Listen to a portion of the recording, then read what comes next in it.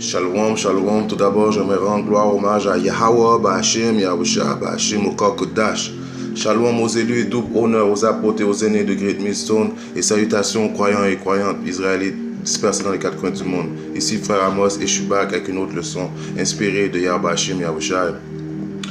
Je commence tout de suite à Apocalypse 19 et 10. Le témoignage de Yahusha Mashiach. Adore Dieu Yahweh, car le témoignage de Yahusha Mashiach est l'esprit de la prophétie. Donc, quand vous nous voyez faire ces vidéos-là, ou bien vous nous voyez dans les rues en train de prophétiser, c'est à cause qu'on a le témoignage de Yahusha Mashiach. On fait qu'est-ce qu'il nous a demandé, notre profession. On fait pas ça comme, c'est pas TikTok ou bien un club de rencontre d'amis ou bien de popularité. On fait vraiment les exigences de notre Seigneur et Sauveur Yahweh Ba'Hashem Yahusha. Ézéchiel 3 et 18. Quand je dirai aux méchants, le méchant qui est qui? Ceux qui n'écoutent pas, ceux qui sont sans foi et sans loi, ceux qui voient les prophètes et les ignorent. Alors, quand je dirai aux méchants, tu mourras assurément et que tu ne l'auras pas averti et que tu ne lui aurais pas parlé pour avertir le méchant de son mauvais chemin afin de sauver sa vie, ce méchant-là mourra dans son iniquité, mais je redemanderai son sang de ta main. Alors, quand que vous voyez que nous faisons ça constamment, les exigences de Yahweh Ba'Hashem, on essaie de nourrir les brebis le plus qu'on peut. C'est pas, comme je vous dis à mon intro, c'est pas une question de concours de popularité. C'est vraiment du sérieux. Qu'est-ce qui se passe? La famine est à la porte. Il sort accentue sur ces lois draconiennes. Il sort, c'est vraiment le diable que la Bible parle. Alors, quand vous avez la chance et vous pouvez entendre un de nous, les optimistes élus, faire les messages de Yahweh Ba'Hashem Yahusha, il est considérable de prendre ça vraiment en considération. Car comme vous voyez, nous, on fait ce que Yahusha nous a demandé de faire. Sinon, votre sang va dans notre main. Et puis, on ne veut pas avoir de sang dans notre main. Nous autres, qu'est-ce qu'on cherche? C'est la vie éternelle. Et de voir notre Seigneur et Sauveur, Yahweh Ba'Hashem Yahusha, transpercer le ciel et venir justement nous délivrer de ce putain de diable qui est Issa, qui est représenté par l'homme blanc. Je continue. Hébreux 10, 31. C'est une chose effroyable de tomber entre les mains du Dieu vivant Yahweh Ba'Hashem Yahusha. Alors Yahweh Ba'Hashem Yahusha qui crée le bien et qui crée le mal. Il est le créateur de toutes choses. Les hallucinations que le monde dit, oh, que le diable peut rivaliser avec son créateur. Le diable, c'est comme un gérant de magasin. Il fait juste écouter qu'est-ce que Yahweh Ba'Hashem Yahusha lui dit. Il n'a pas de libre arbitre. Et même s'il veut faire quelque chose, il doit demander constamment la permission à Yahweh Ba'Hashem Yahusha. Donc, s'il est terrible de tomber entre les mains de Yahweh Ba'Hashem Yahusha, surtout à nous, les optimistes élus qui font ces vidéos que nous voyons dans les quatre coins du monde en train de prophétiser, si on ne fait pas qu'est-ce qu'il nous a demandé, alors on est vraiment dans des problèmes. Jean 15 et 16. Vous ne m'avez pas choisi, mais moi, je vous ai choisi et vous ai ordonné. Vous voyez, il nous a ordonné de faire ce qu'on fait présentement pour que vous alliez et que vous portiez du fruit et que votre fruit demeure afin que tout ce que vous demanderez au Père Yahweh à mon nom, il puisse vous la donner. Donc, vous voyez, c'est pas des grindins. Essayez de trouver, comme qu'on dit, c'est une chose sérieuse. Et comme je vous dis, la famille est à la porte. Il faut prendre vraiment ces choses en considération. Si vous ne me croyez pas, faites vos propres recherches. Et même là, quand vous allez dans les épiceries, vous voyez que les prix sont en train d'augmenter et il manque des aliments. Même moi, j'ai été dans l'épicerie pas loin de chez moi et puis il commence à manquer plein d'aliments. Présentement, au Québec, moi je parle pour le Canada, présentement, ils exigent aux camionneurs des États-Unis de prendre le vaccin, sinon ils ne peuvent pas venir traverser la frontière. Donc, éventuellement, qu'est-ce que ça va causer? Ça va causer le manque d'aliments parce qu'on dépend des États-Unis.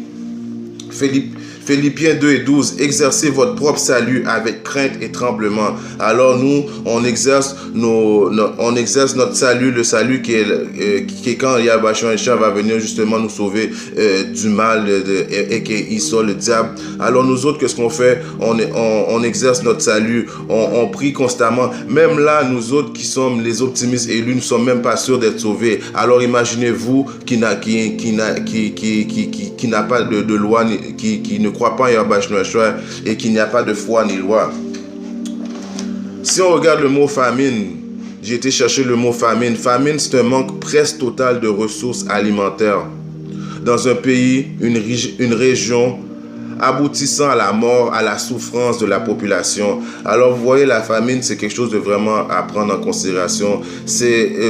Bon, il est mieux de mourir par l'épée que de mourir de famine, parce que la famine, c'est une mort atroce, c'est une mort graduelle. Et puis, la plupart du monde qui n'ont pas de foi ni loi, avant de se laisser mourir, ils vont préférer faire du cannibalisme que de mourir comme ça. Donc, la famine, c'est vraiment quelque chose de vraiment très, très, très, très difficile. Matthieu 24 et 21.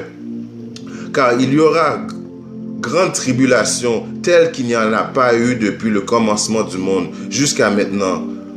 Non, il n'y en aura eu.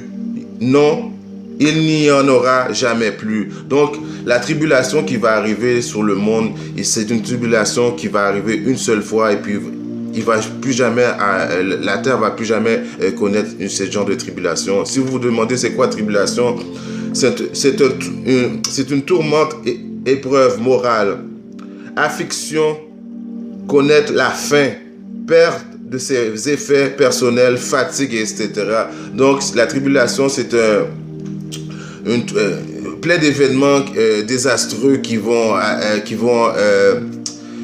tourmenter ceux qui n'ont pas de foi ni loi, ceux qui ont rejeté Yahweh Shah, car ceux qui ont la foi et qui croient en Yahweh Shah, Yahweh Shah va les protéger de la tribulation, même si qu'on va souffrir quand même, mais il va être là avec nous, à nos côtés. Jérémie 37, hélas, car cette journée est grande, de sorte qu'il n'y en aura pas de semblable. C'est même le temps de détresse pour Jacob, mais il sera sauvé. Alors la journée, c'est une période de temps, parce que si on va voir à 2 Pierre et 3 et 8, ça l'explique que notre Créateur Yahweh Shah ne contrôle pas les jours et les heures comme nous. 2 Pierre 3 et 8, mes bien-aimés, ne soyez pas ignorants de cette seule chose, qu'un jour est pour le Seigneur Yahweh Shah comme 1000 ans. Et 1000 ans est comme un jour. Alors vous voyez, c'était juste pour vous spécifier le point de la journée. Ça veut déterminer une période de temps. Alors la période de tribulation va durer pendant une période de temps. Continuons.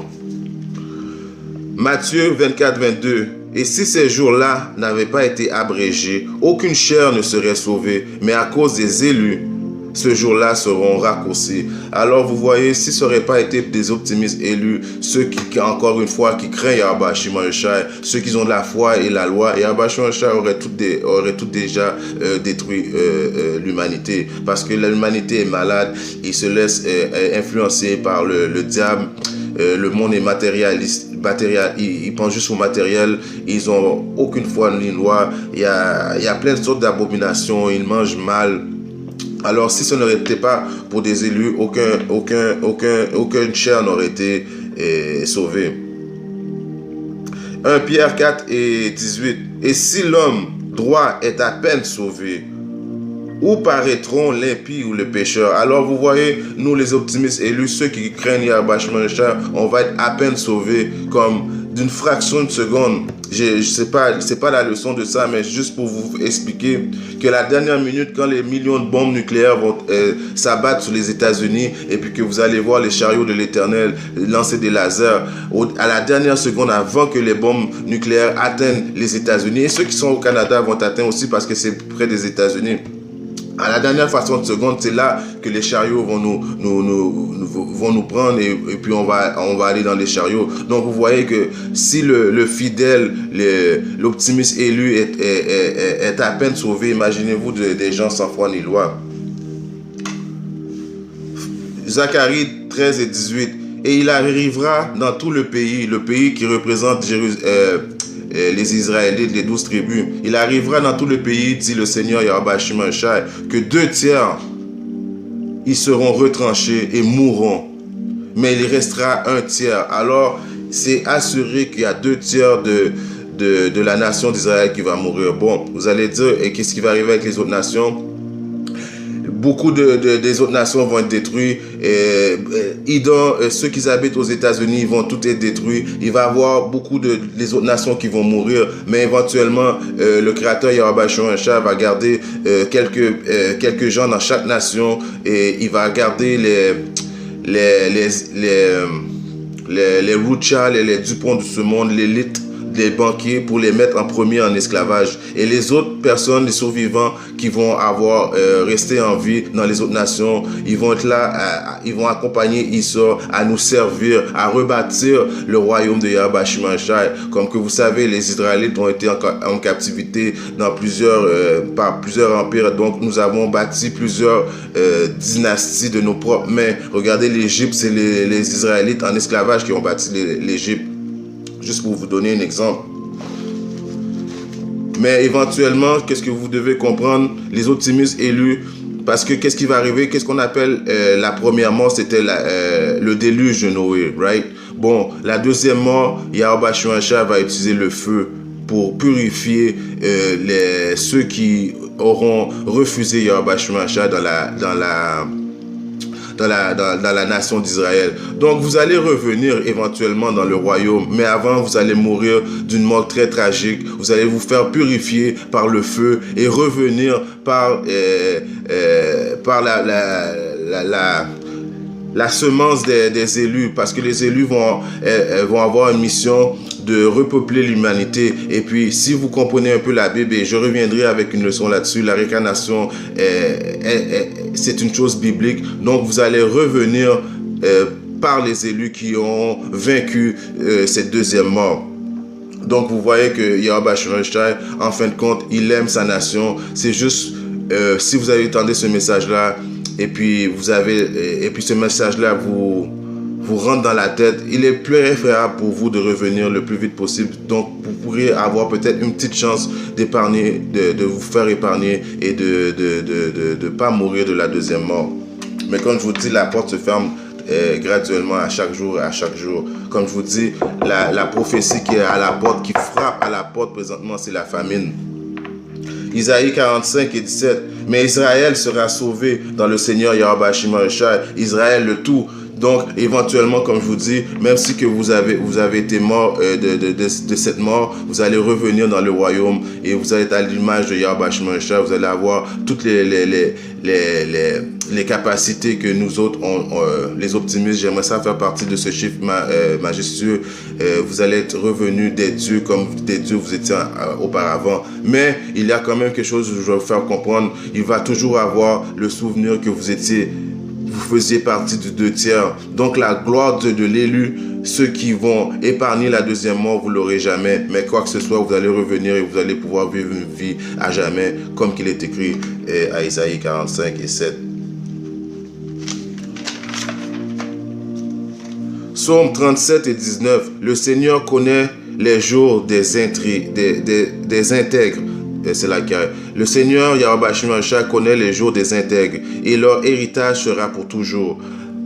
Alors vous voyez, ceux qui ont à quelque part une petite compréhension de qu'est-ce qui se passe, il est vraiment mieux rentable pour vous de revenir à la maison.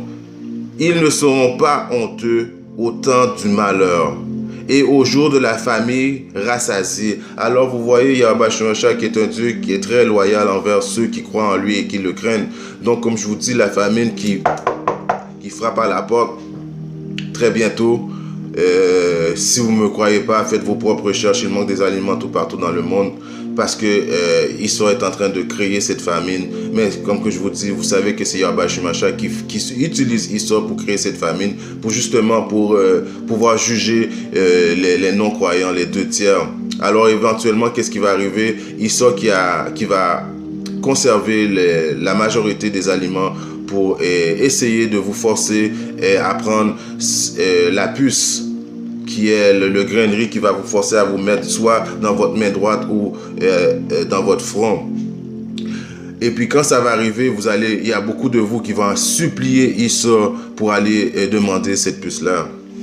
Isaïe 65 et 13. C'est pourquoi ainsi dit le Seigneur Dieu, Yahweh Hashim Yahushai, voici mes serviteurs mangeront, mais vous aurez faim. Voici mes serviteurs boiront, mais vous aurez soif. Voici mes serviteurs se réjouiront, mais vous serez honteux. Alors vous voyez, s'il est mieux pour vous, ceux qui écoutent ce message-là, de prier Yahweh Hashim Yahushai et de lui demander de l'aide, parce qu'éventuellement, sans Yahweh Hashim Yahushai, vous êtes garanti d'une mort très tragique.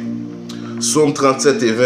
Mais les hommes immoraux, les hommes sans foi ni loi, périront, et les ennemis du Seigneur seront comme graisse d'agneau. Ils se disperseront en fumée. Se disperseront-ils? Alors vous voyez qu'éventuellement, être l'ennemi de Yahweh Hashim Yahushai n'est pas une chose qui est vraiment considérée comme... Si j'étais vous, je reviendrais, je prendrais au sérieux les avertissements des optimistes élus, les prophètes, car comme que j'ai lu dans ma leçon, on ne peut pas choisir Yahweh Hashim Yahushai, c'est lui qui nous a choisis. Sur ce, j'espère que cette leçon a édifié un de mes frères qui parle dans le monde. Si Dieu le veut, je reviendrai avec une autre leçon. Shalom.